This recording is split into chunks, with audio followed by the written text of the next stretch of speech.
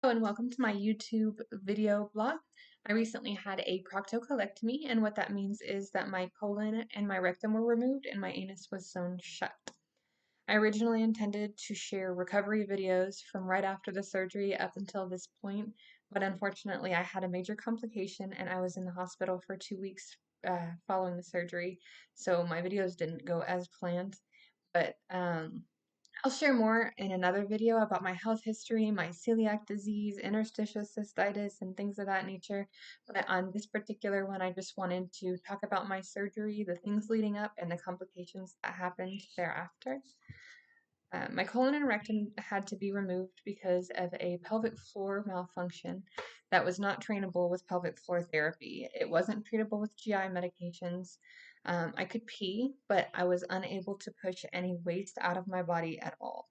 The only way that I could get anything out was by something called splinting, and that means that I had to use my thumb and manually manipulate it out through the vaginal wall. So that was really limited. So I just always had a lot of waste trapped in my colon. I saw six different specialists. I did multiple different rounds of pelvic floor therapy over the course of 2 years, both insurance based and out of pocket pelvic floor therapy. But unfortunately, nothing that we tried improved my function at all. So after attempting everything suggested by all the doctors and all the therapists, I had two separate surgeons agree that the answer was going to be an ileostomy, so I could digest food and not have it just sit in my colon for eternity, poisoning me basically. So I was extremely sick from the old food that was sitting in my gut. I was in a lot of pain. I had no energy, and my mental health was severely impacted. Your gut health is really closely linked with your psychiatric health as well. So, in addition to being in a lot of physical pain, I've been in just mental anguish for the entirety of it. And also, because of the inability to digest, I have not been able to eat solid food. Even soup that's too thick has caused me to be unable to function because of the pain and the inflammation. So, the surgery happened on a Monday, and my colon and rectum were successfully removed. I was in the hospital until that Thursday. I was released upon being able to eat some solid food prior to being discharged, and that solid food just consisted of a can of chicken vegetable soup that was not blended. So the following day, I was eating some chicken soup from a can and some instant mashed potatoes, and I noticed that my ileostomy was not having any output, and it had been almost constant since the surgery.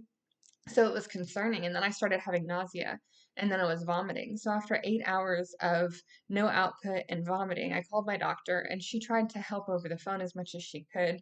But I ended up vomiting and retching with so much force that I had a baseball-sized hematoma appear next to my rectal stitches, and the nausea wouldn't quit. So we ended up having to go to the ER doctor. Um, I'm so blessed that I have my sweet husband with me. We had to wait from midnight all the way until 6 a.m. It was 6 hours to be able to see an emergency room doctor. So during that time, I have extreme OCD, and emergency rooms are nothing but a petri dish of illnesses.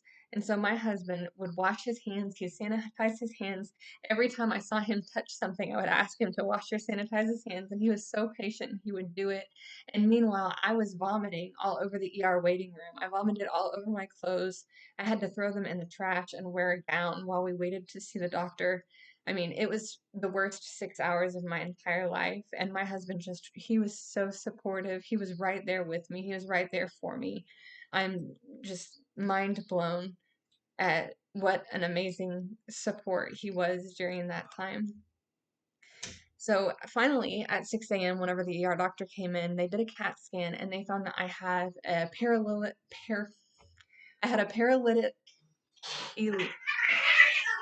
sorry. I had a paralytic ileus in my small intestine. So that means my large intestine is gone, and now my small intestine is not working at all. So that's the reason for my vomiting. Even liquids were just sitting in the intestines, distending it and distending it. So I was trying to drink water and trying to drink meal replacement drinks, and all that was doing was expanding my intestine. It wasn't going through, and then it was just coming back up. So they did finally admit me to the hospital. They had to put me on what's called an NG tube. And what an what an NG tube is. It's basically a vacuum with a tube that goes down the nose all the way to the stomach. So it's a little larger than a standard drinking straw. It's extremely uncomfortable, and they had to do IV nutrition. I couldn't take in anything by mouth. I couldn't take any medications by mouth, so they had to do IV nutrition and all IV medication. Because this whole time I was in the ER, I couldn't hold down any of the pain medicine for the surgery pain. I couldn't hold down any food, anything, because my intestine had completely stopped. Um, so the tube was very uncomfortable, and whenever I asked the nurse how long it was going to be in there, I was thinking she was going to be like, oh, maybe a couple, 4 hours. But she said usually they're there for a minimum of a couple of days.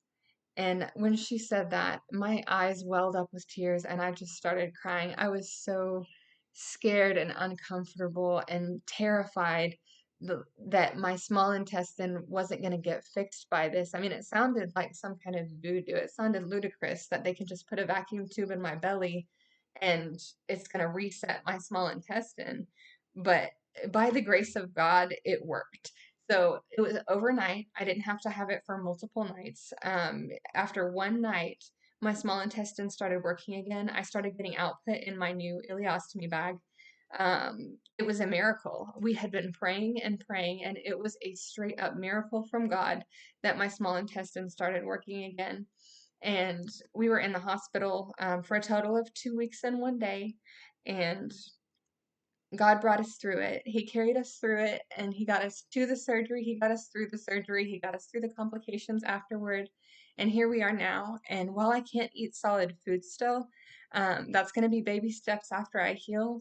I'm able to expel waste from my body. I don't have food in my belly just making me sick, rotting. I don't have that same belly pain and inflammation just from having this rotten food in my belly, and I'm going to feel so much better. And I'm so blessed. And I'm so grateful for all the prayers. I have hundreds of people praying for me. I have hundreds of people who I don't even know praying for me through our customers, through churches, through their churches. And God has brought us to a point that I didn't even know that we would reach. He brought me through a complication that could have easily taken my life. And I am just so blessed and so happy to be here and happy to share my story with you all. And I appreciate you for listening.